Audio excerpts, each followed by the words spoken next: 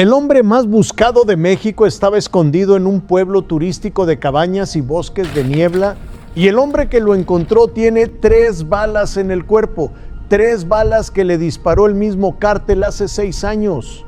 Esta historia nadie te la está contando como realmente es, porque lo que pasó en Tapalpa, Jalisco, no fue solo la caída de un capo, fue el primer movimiento de una jugada mucho más grande, una jugada que podría cambiar México para siempre. Y si te quedas hasta el final vas a entender exactamente qué está pasando. Vamos al principio. Febrero de 2026. La inteligencia militar mexicana lleva meses rastreando a un solo hombre, Nemesio Oseguera Cervantes, el Mencho, líder del cártel Jalisco Nueva Generación. Un fantasma que durante décadas burló a todos, a la DEA, al FBI, a cada gobierno mexicano que intentó tocarlo. Pero esta vez algo cambió. Los servicios de inteligencia cruzaron información con agencias estadounidenses y detectaron un hilo, una mujer. Una de las parejas sentimentales de El Mencho fue trasladada por un hombre de confianza hasta un complejo en Tapalpa. Ahí se encontró con el capo. Al día siguiente, ella se fue. Pero él se quedó. Esa misma noche, las fuerzas especiales del Ejército y la Fuerza de Reacción Inmediata de la Guardia Nacional empezaron a planear la operación. 3 componentes: una fuerza terrestre de comandos de élite, una fuerza aeromóvil con 6 helicópteros y un equipo de inteligencia que no le quitó los ojos de encima ni un segundo. Al amanecer del 22 de febrero se ejecutó. Y lo que pasó después fue un combate directo. El Mencho y su círculo de protección respondieron con fuego de armas largas. Intentaron escapar hacia una zona boscosa. El ejército estableció un cerco. Los localizaron ocultos entre la maleza. Volvieron a disparar. Llevaban un lanzacohetes. Pero la presión militar fue tan intensa que no lograron usarlo. Un helicóptero fue impactado y tuvo que aterrizar de emergencia en Sayula. Cuando todo terminó, el Mencho estaba herido de gravedad. Junto a él, 2 de sus principales operadores, Rubén, alias Runo, y Hugo, alias El Tuli. El personal médico militar intentó evacuarlos, pero las heridas eran demasiado severas. Nemesio Oseguera Cervantes fue declarado muerto. Y entonces vino lo que todos temían: bloqueos, incendios, quema de vehículos, ataques a comercios y autoridades. 85 bloqueos carreteros en cuestión de horas. Jalisco, Michoacán, otros estados. La reacción visceral de una organización que acababa de perder a su cabeza. Pero aquí es donde esta historia se separa de todas las anteriores. Porque esta vez el Estado no reaccionó tarde, no dudó, no negoció. Y la respuesta tenía un nombre: Omar García Harfuch. El secretario de Seguridad coordinó un despliegue inmediato con las autoridades de Jalisco y Michoacán. Los bloqueos fueron levantados, los incendios controlados. Y el mensaje fue uno solo: el gobierno no va a retroceder. Escucha estos números. Desde octubre de 2024 a febrero de 2026, las autoridades federales detuvieron a 890 personas por delitos de alto impacto solo en Jalisco. Aseguraron 626 armas de fuego, más de 145,000 cartuchos, más de 10 toneladas de droga, 3,000 pastillas de fentanilo. Desmantelaron 3 laboratorios clandestinos de drogas sintéticas.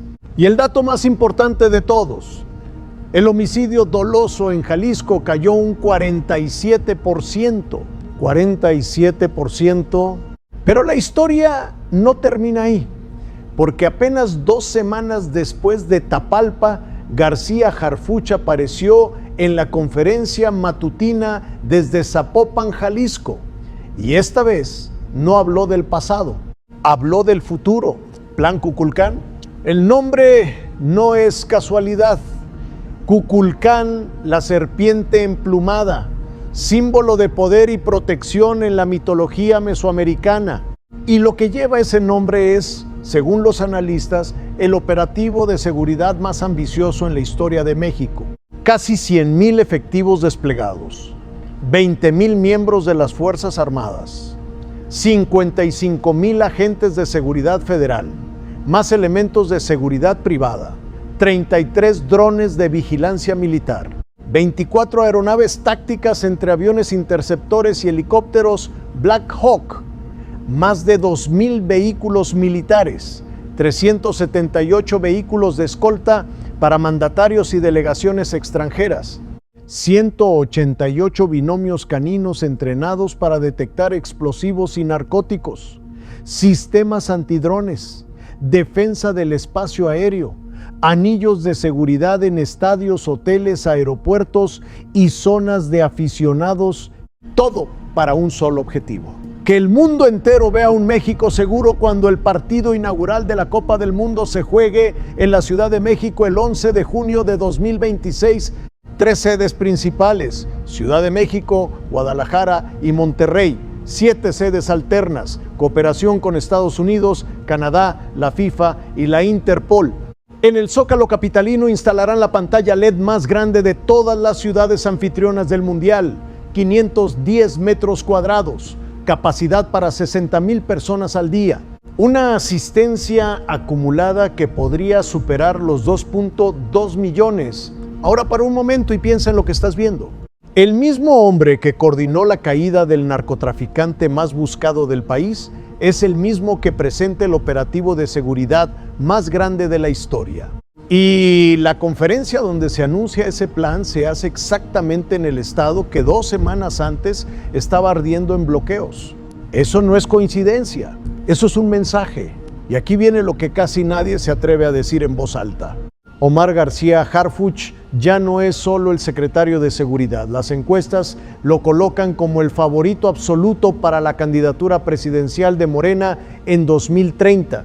La última medición de CE Research le da un 51% de las preferencias internas, más de 20 puntos por encima de Marcelo Ebrard, más de 40 por encima de cualquier otro nombre. En el escenario general alcanza un 45% frente a toda la oposición junta. El 82% de los mexicanos aprobó el operativo contra el Mencho y el 81% calificó positivamente a García Harfuch.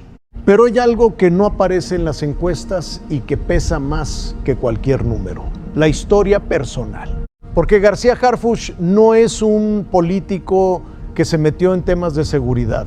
Es un hombre de seguridad que la vida empujó hacia la política. Su abuelo fue secretario de Defensa Nacional en los años 60.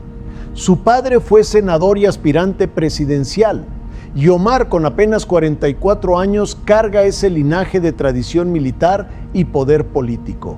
Pero también carga algo más. En junio de 2020, cuando se dirigía a trabajar como jefe de la policía de la Ciudad de México, un comando armado del CJNG emboscó su camioneta. Más de 400 disparos, 2 escoltas murieron.